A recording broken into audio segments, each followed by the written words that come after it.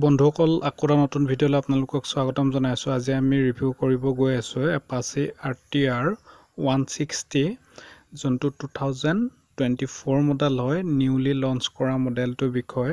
ইয়াত বাইকখনৰ price, mileage, EMI আদি সকলোখিনি এই ভিডিঅ'টোত সামৰি ল'ম, গতিকে ভিডিঅ'টো শেষলৈকে চাবলৈ নাপাহৰিব।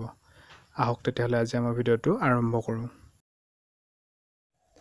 বন্ধুসকল, প্ৰথমতে ক'ব লাগিব আমি ইঞ্জিনটোৰ বিষয়ে। ইঞ্জিনটো হৈ গ'ল 159.7 cc fuel injection air cooled engine হয় আৰু মেক্সিমাম পাৱাৰ প্ৰডিউচ কৰে 15.88 bhp আৰু টকটো হৈ গ'ল 13.85 নিউটন মিটাৰ আৰু ফিউল কেপাচিটি হৈ গ'ল 12 লিটাৰ। আৰু ব্ৰেকিং ছিষ্টেমৰ বিষয়ে যদি কওঁ তেতিয়াহ'লে ছিংগল চেনেল ABS পাব বন্ধুসকল। আৰু ভেৰিয়েণ্ট বহুতকেইটা আছে, আপুনি ছিংগল ডিছো পাব পাৰে আৰু ড্ৰাম ব্ৰেকো পাব পাৰে, অৰ্থাৎ বেক চাইডে আপোনাৰ ডিছ ব্ৰেক নাথাকাও বাইকখন আছে। গোটেইখিনি বাইকৰে প্ৰাইচটো বেলেগ বেলেগ, গতিকে ভিডিঅ'টো শেষলৈকে চাই থাকিলে মই আপোনালোক প্ৰাইচ লিষ্টখন দেখাই দিম ধুনীয়াকৈ।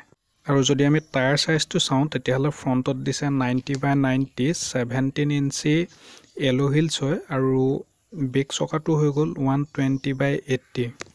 আৰু গিয়াৰটো যদি চাওঁ তেতিয়াহ'লে গিয়াৰ বক্স আমি সকলোৱে জানো 5 স্পীড গিয়াৰ বক্স আৰু গ্ৰাউণ্ড ক্লিয়াৰেঞ্চটো হৈ গ'ল 180 mm, অৰ্থাৎ আপোনালোকে স্পীড ব্ৰেকাৰত পিলিয়ন থাকিলেও ধুনীয়াকৈ পাৰ হৈ যাব পাৰিব, কোনো ধৰণৰ প্ৰব্লেম নাথাকে।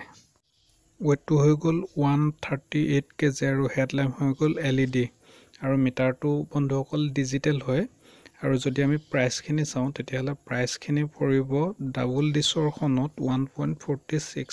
স্ক্ৰীণত গাড়ীখনৰ প্ৰাইচ সহকাৰে লগাই দিছোঁ, কোনখন গাড়ীত কিমান দাম, গতিকে গম পাই যাব।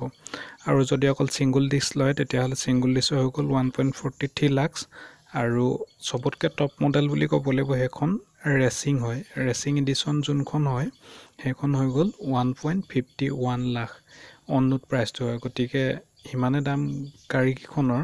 ভিডিঅ'টো কেনেকুৱা পালে চাই কমেণ্ট কৰি জনাবলৈ নাপাহৰিব। আৰু লগতে যদি EMI লাগে তেতিয়াহ'লে কমেণ্ট কৰিব, আপোনালোকে কিমান ডাউন পে'মেণ্ট দিলে কিমান EMI আহিব মই সেইটো জনাই দিম। গতিকে ভিডিঅ'টো চাই কেনেকুৱা পালে জনাবলৈ নাপাহৰিব।